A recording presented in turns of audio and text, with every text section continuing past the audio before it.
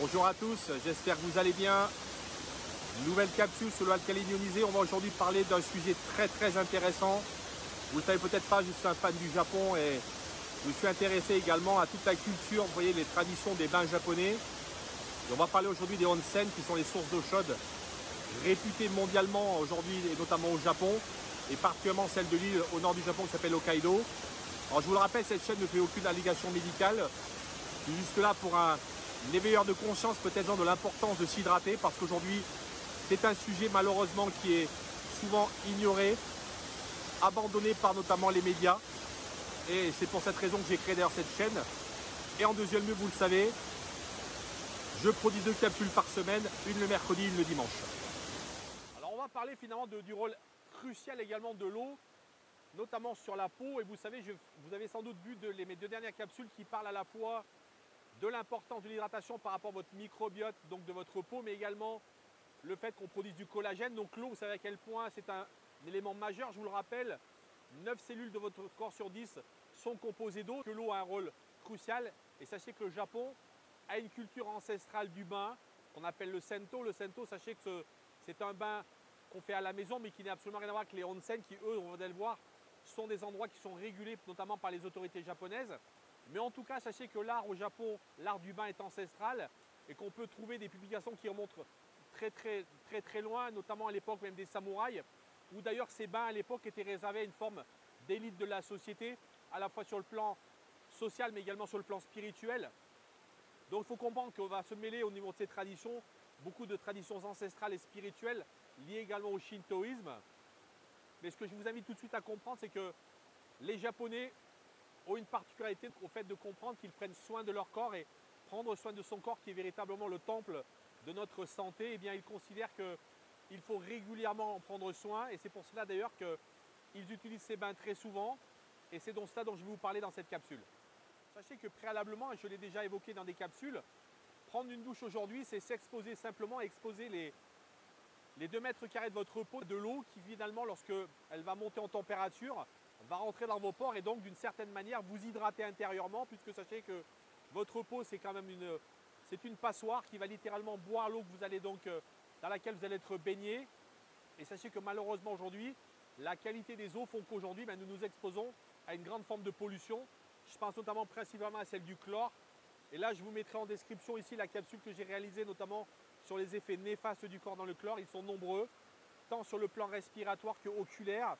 Mais sachez qu'aujourd'hui, il faut vraiment faire excessivement attention dans la manière dont nous exposons notre corps, notamment à l'eau de nos bains et de nos douches. Alors pour présenter le départ de cette capsule, encore une fois, on va partir à Hokkaido, qui est une île la plus au nord du Japon. D'ailleurs, c'est une île où l'hiver, il y a beaucoup de neige.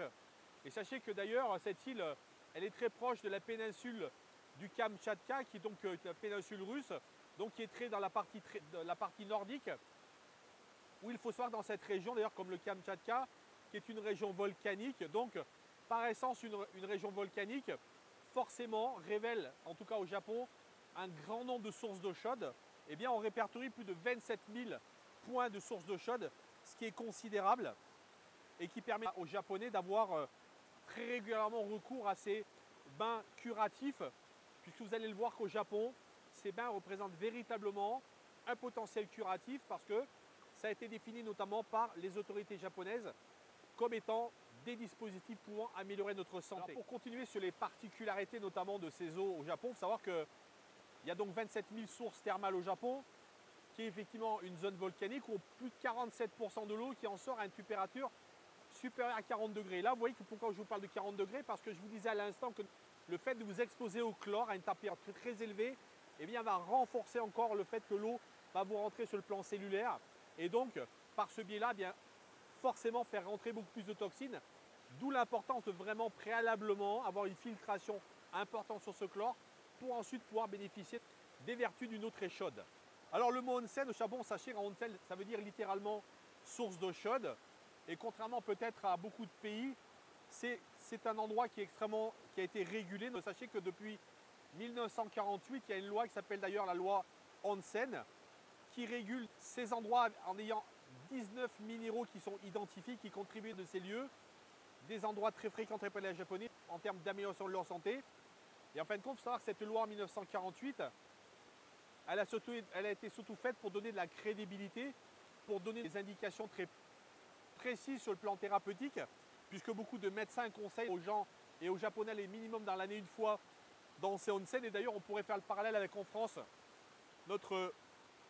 nos sources de cure thermale, dont j'ai également parlé dans certaines de mes capsules, qui évidemment font partie d'un patrimoine également de santé préventive. Les onsen, je l'ai dit tout à l'heure, elles sont minéralisées d'une manière particulière. Elles doivent notamment répondre à un critère d'avoir une température d'eau minimum de 25 degrés, avoir un certain nombre de composants minéraux très spécifiques.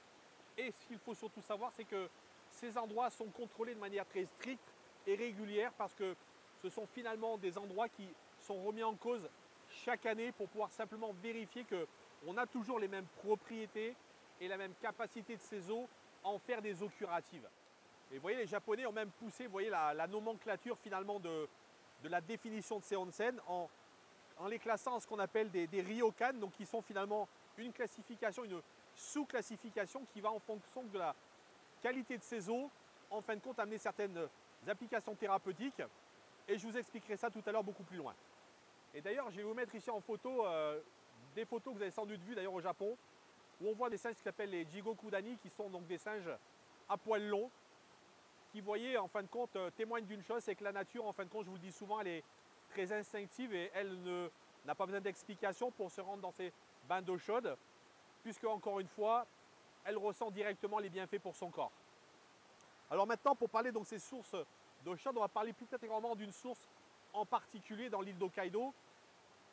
Et vous allez vous rendre compte qu'ici existe véritablement le onsen vraiment d'exception au Japon, puisque il faut savoir qu'il y a une classification, je l'ai dit tout à l'heure, et que cette classification est réévaluée par les autorités japonaises tous les ans, et qu'il faut savoir que maintenant plus de 300 ans, ce site, donc, qui s'appelle aujourd'hui le Hokkaido Onsen, est considéré comme un trésor national. C'est comme ça que vous voyez, il le mentionne, et je trouve ça intéressant, puisqu'en fin de compte, il faut savoir que cette source d'eau chaude, elle est protégée, régulée donc par le ministère de la Santé japonais, et pour ses propriétés thérapeutiques, et notamment suite à cette loi Onsen de 1948. Ce site s'appelle Futumata Onsen, et il est reconnu, encore une fois, depuis plus de 300 ans comme le site numéro 1 au Japon, donc sur cette île d'Hokkaido.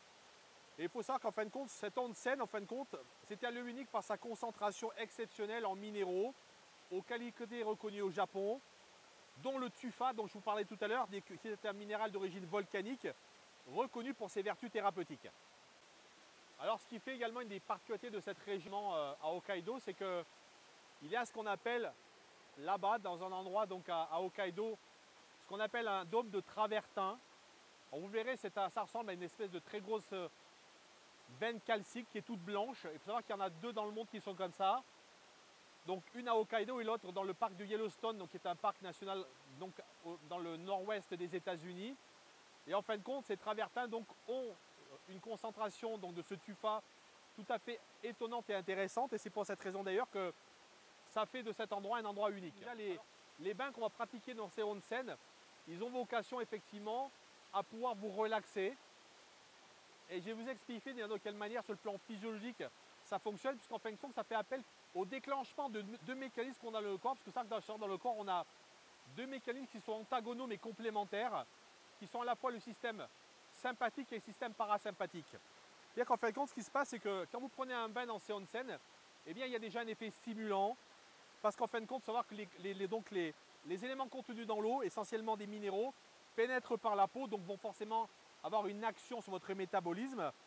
Et en fin de compte, en pénétrant par la peau, ils accélèrent les sécrétions hormonales, d'où cet effet stimulant.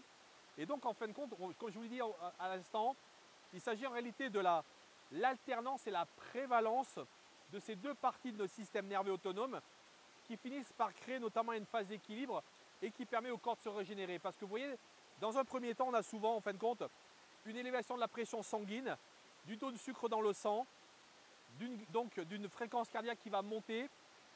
Et dans un deuxième temps, c'est l'inverse. On aura effectivement une baisse de la pression artérielle, une baisse de la glycémie et une baisse du rythme cardiaque, simplement parce que le corps, vous voyez, va gérer cet équilibre de manière harmonieuse grâce notamment à la présence de ces minéraux qui ont vraiment une influence extrêmement positive sur votre corps. Finalement, ce qui est expliqué ici, c'est la nature et la qualité de ces eaux qui effectivement vont vous amener, vous voyez, des résultats sur le fait d'avoir une eau extrêmement apaisante. Et bien sûr, pour avoir pris un de ces bains, et bien effectivement, vous avez un effet souvent très stimulant. On peut avoir très chaud en sortie d'un bain comme ça.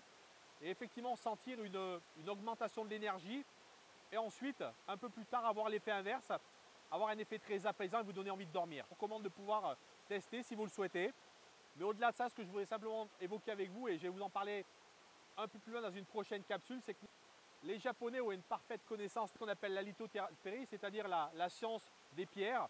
Sachez que les pierres, ce n'est absolument pas anodin. D'ailleurs, depuis de toute l'Antiquité, vous savez, les pierres précieuses et différents types de pierres ont été souvent utilisés par les rois, les reines, ayant notamment des capacités à la fois souvent liées à de l'ésotérisme, mais également liées de temps en temps des possibles actions sur notre santé. Et en fin de compte, ce qui en l'occurrence ici est mis en évidence, encore une fois, vous allez le voir, ce sont encore une fois des choses dont je vous ai parlé, la présence d'ions négatifs, la présence d'infrarouge. Vous allez voir, c'est extrêmement intéressant. Vous voyez qu'on va simplement ici combiner deux choses intéressantes. C'est à la fois ces pierres qui ont des propriétés tout à fait particulières et intéressantes, mais également l'énergie de l'eau, qui va donc nous permettre de prendre conscience que finalement, prendre une douche ou un bain peut s'avérer quelque chose d'extrêmement précieux pour compléter une bonne hydratation avec de l'eau alcaline ionisée. Alors je vous le rappelle, l'eau alcaline ionisée, elle a trois propriétés.